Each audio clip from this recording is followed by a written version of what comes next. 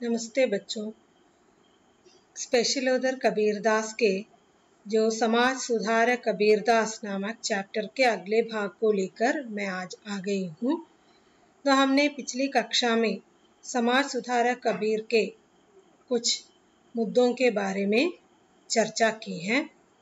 कबीरदास अपने समाज के कुरीतियों को देखकर किस प्रकार इसके प्रति अवगत हुए और समाज को इन कुरीतियों से मुक्त कराना किस प्रकार वो चाहते थे, इन सभी बातों पर हमने चर्चा की है। तो अंत में कबीरदास ने कहा कि तीर्थाटन करना, गंगा स्नान करना ये सब जरूरी नहीं है, मन की शुद्धता से ही ईश्वर की प्राप्ति हो जाएगी। तो इसे समझाने के लिए उन्होंने एक दोहे का प्रयोग भी किया है। दोहा इस प्रकार है, मन में मैला तीर्थ नहावे तिनि बैकुंठ न जाना। तो इसका मतलब यह है कि मन मैले होने पर गंगा स्नान करने से या तीर्थ यात्रा करने से वैकुंठ नहीं प्राप्त हो जाएगी। यही कबीर का मत है। तो आगे कबीर क्या कहना चाहते हैं वो हम देखेंगे।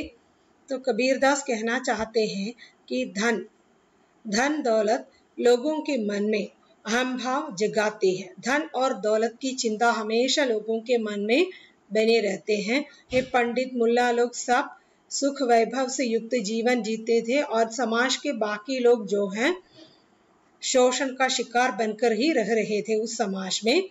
तो इसलिए कबीरदास बताना चाहते हैं कि धन लोगों के मन में अहम भाव जगाते हैं, क्योंकि धन संपत्ति के प्रति जो आग्रह व्यक्ति को होता है, वो धन संपत्ति के प्रति जो आग्रह व्यक्ति को अलग कर देते हैं।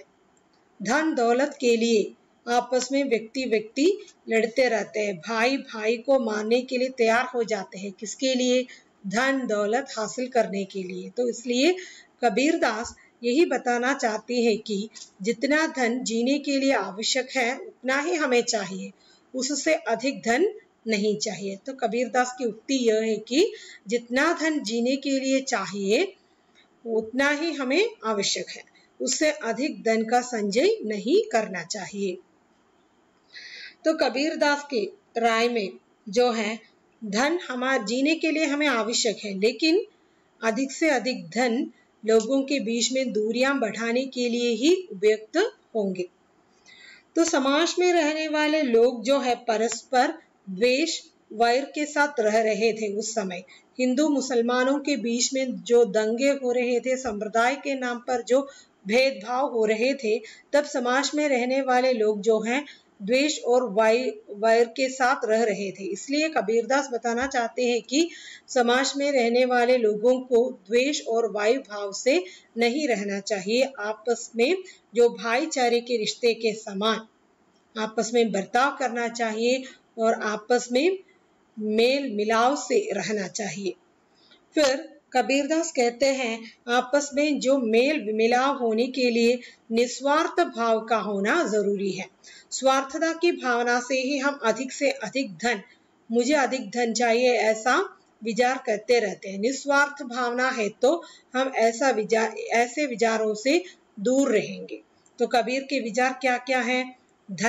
अधिक धन इकट्ठा करने की कोई जरूरत नहीं है। जिंदगी जीने के लिए जो दौलत की जरूरत है उतना ही काफी है। ये धन लोगों के मन में अहम भाव पैदा करती है और समाज में रहने वाले लोगों को द्वेष वैर भाव से नहीं रहना चाहिए, निस्वार्थ भाव से रहना आवश्यक है। यही कबीरदास हमसे कहना चाहते हैं। और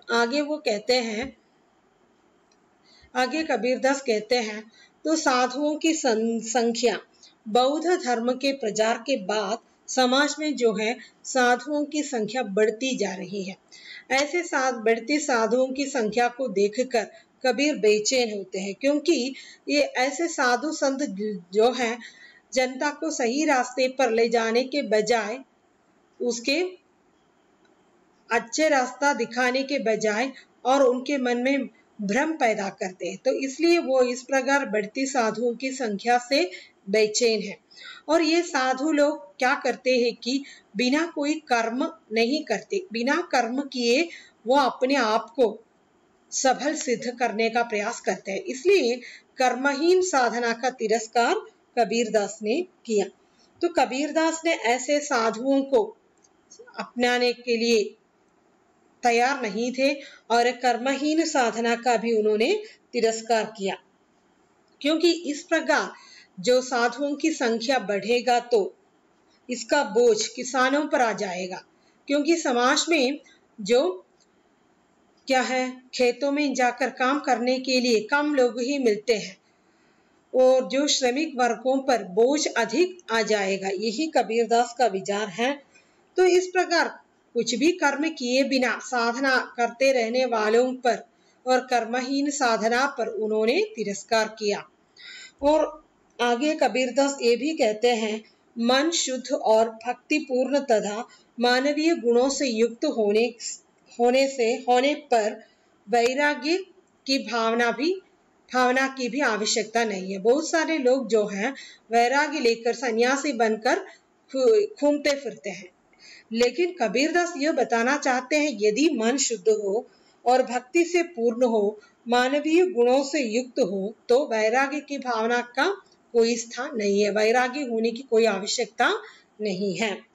तो वही कबीरदास बताना चाहते हैं। बढ़ती साधुओं की संख्या से वो बेचैन है, कर्महीन साधना का वो तिरस्कार करते हैं। इस प्रकार जो साधुओं की संख्या बढ़ती जाएगी तो इसका बोझ साधारण कृषकों पर आ जाएगा। और ये भी नहीं, वो कहते हैं कि मन यदि शुद्ध हो, निर्मल हो और मन में मानवीय गुण है, तो इस प्रकार की कोई साधु सन्यासी बनने की कोई आवश्यकता नहीं है, वैरागी बनने की कोई आवश्यकता नहीं है। तो आगे वो बताते हैं, अहंकारहीनता, करुणा, दया, प्रेम, परमार्थ, विनय आदि नैतिक मूल्यों की स्थापना करना वो चाहते थे। उस समय जो समाज में जो है सब लोग अहंकार की भावना से युक्त जीवन जी रहे थे। सबों में जो है करुणा, दया, प्रेम, विनय आदि भावनाएं नहीं थी। इन सारी की सारी भावनाओं को स्थापित करना, इन मूल्यों की स्थापना करना कबीरदास चाहते थे।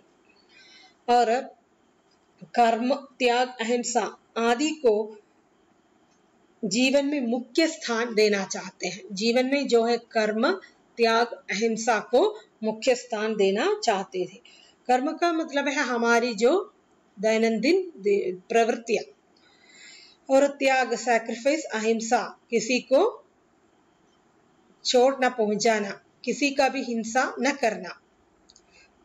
कर्म, त्याग, अहिंसा आदि को उन्होंने जीवन में महत्वपूर्ण स्थान देना चाहते थे। और ये भी नहीं, कबीरदास कहते हैं तो समाज में उस समय बहुत सारी बुराइयां था, इन बुराइयों से समाज को मुक्त करना उनका लक्ष्य था। तो इस प्रकार समाज से कुरीतियों को मुक्त करने के लिए क्या अनिवार्य, मुक्त करने से ही समाज की भलाई हो जाता है। समाज की मुक्ति और मानव की आध्यात्मिक मुक्ति दोनों अलग अलग नहीं है। यदि समाज मुक्त हो जाएगा तो आध्यात्मिक तौर पर भी मुक्ति मिल जाएगी। तो आध्यात्मिक मुक्ति की प्रथम सीढ़ी सामाजिक मुक्ति है। तो इस प्रकार आध्यात्म के नाम पर, ईश्वर के नाम पर बहुत सारे संप्रदाय, बहुत सारी आराधनाएं, यानी कि बहुत सारी साधना प्रक्रियाएं उस समय था। तो जो समाज की इन कुरीतियों से समाज को मुक्त करने से आध्यात्मिक मुक्ति भी प्राप्त हो जाएगी। यही कबीर का जो विचार है। तो आगे वो यही कहता है कि जो आध्यात्मिक मुक्ति चाहता है वो समाज की कुरीतियों के सामने आंखें मूंद कर नहीं रह सकते।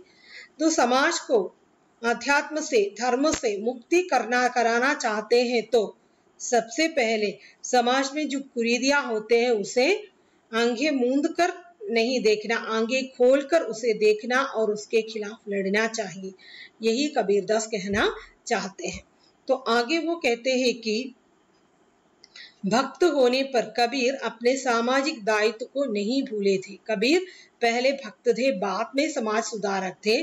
तो उन्होंने भक्त होने पर भी, भक्ति ही उनका मार्ग था, फिर भी वो अपना जो सामाजिक दायित्व है उसे कभी नहीं भूलते।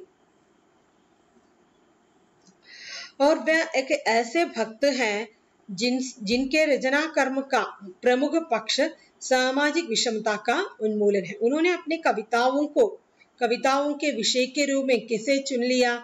समाज में जो विषमताएं होती है, समाज में जो समस्याएं दिखाई देती हैं, इन सभी को उन्मूलन करने के लिए इन सारे के सारे विषयों को कविता का विषय बना दिया। तो कबीरदास ने क्या क्या कहा आगे? समाज को कबीरदास ने बुराइयों से मुक्त करना चाहते हैं, तो आध्यात्मिक मुक्ति ही सामाजिक मुक्ति का जो प्रथम सीढ़ी है। जो आध्यात्मिक मुक्ति चाहता है वह समाज की कुरीतियों के सामने आंखें मूंद कर नहीं रह सकते। भक्त होने पर भी कबीर अपने सामाजिक दायित्व को नहीं भूले थे और उनके रचना कर्म का प्रमुख पक्ष है सामाजिक विषमता का उन्मूलन करना। तो कबीरदास ने सबसे पहले क्या कहा? धन के बारे में कहा। धन मानव के मन में अहम पैदा करती है। धन संपत्ति व्यक्ति को अलग करने के लिए ही उपयुक्त होंगे और हमें जीवन जीने के लिए जितने धन की आवश्यकता है उतना ही धन कमाना चाहिए, अधिक से अधिक नहीं चाहिए। और समाज में जो लोग रहते हैं वो द्वेष वैर से न रहकर निस्वार्थ भाव से सहोदरी के साथ रहना चाहिए। यही कबीरदास समाज के लोगों से कहना चाहते हैं। और वो समाज में उस समय जो बौद्ध धर्म के प्रचार के कारण साधुओं की संख्या बढ़ती जा रही है, इनकी संख्या देखकर वो बेचैन होते हैं, क्योंकि कुछ लोग ऐसा है जो कुछ भी कर्म किए बिना साधना के नाम पर वैरागी बन जाते हैं। इस प्रकार कर्महीन साधना को वे साधना नहीं मानते, इसका वो तिरस्कार करते हैं। और ये भी नहीं, वैरागी की भावना का भी उन्होंने तिरस्कार किया, क्योंकि जिसके मन शुद्ध है और भक्ति से पूर्ण है, मानवीय गुणों से युक्त है, ऐसे लोगों को वैरागी बनने की कोई जरूरत नहीं है। यही कबीर का विचार है। फिर समाज में उस समय अहंकार, करुणा, दया, प्रेम, अहंकारहीनता, करुणा, दया, प्रेम, परमार्थ विनय आदि भावनाएं नहीं के बराबर थी। इन भावनाओं को, इन नैतिक मूल्यों को समाज में स्थापित करना वो चाहते थे। फिर कर्म, त्याग, अहिंसा आदि को जीवन में स्थान देना भी उनका परम लक्ष्य था। और कबीरदास जो समाज को इन कुरीतियों से, इन बुराइयों से मुक्त करना चाहते हैं। सामाजिक मुक्ति की जो पहली सीढ़ी है आध्यात्मिक मुक्ति। आध्यात्मिक मुक्ति की प्रथम सीढ़ी सामाजिक मुक्ति है। यदि आध्यात्मिक रूप से समाज मुक्त हो जाएगा तो समाज भी सभी कुरीतियों से मुक्त हो जाएंगे। यही कबीर का विचार है। जो आध्यात्मिक मुक्ति चाहता है वो समाज की कुरीतियों के सामने आंखें मूंद कर नहीं रहते, समाज की कुरीतियों को आंखें खोलकर देखते हैं और उसको समाज से दूर कराना चाहते हैं। कबीरदास पहले भक्त है, बाद में कवि थे, फिर भी उन्होंने अपने सामाजिक दायित्व को नहीं भूलते। उन्होंने अपने कविता का विषय, दोहे का विषय तो सामाजिक विषमताओं को विषय बना दिया। तो उनके रचना कर्म का मुख्य पक्ष जो है सामाजिक विषमता का उन्मूलन करना है। तो इस प्रकार कहें, संक्षेप में कह सकते हैं कि कबीरदास के जो रचनाओं के माध्यम से हम इस निर्णय पर पहुंच जाते हैं कि वो सचमुच एक समाज सुधारक ही है। उनके जो महत्वपूर्ण दोहे समाज को अवगत कराने के लिए बहुत उपयुक्त है।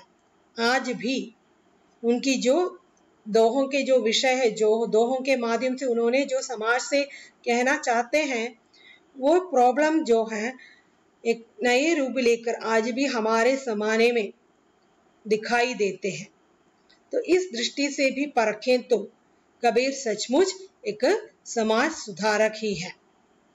तो अगले चैप्टर के साथ फिर मिलेंगे, तब तक के लिए विदा लेती हूँ। धन्यवाद।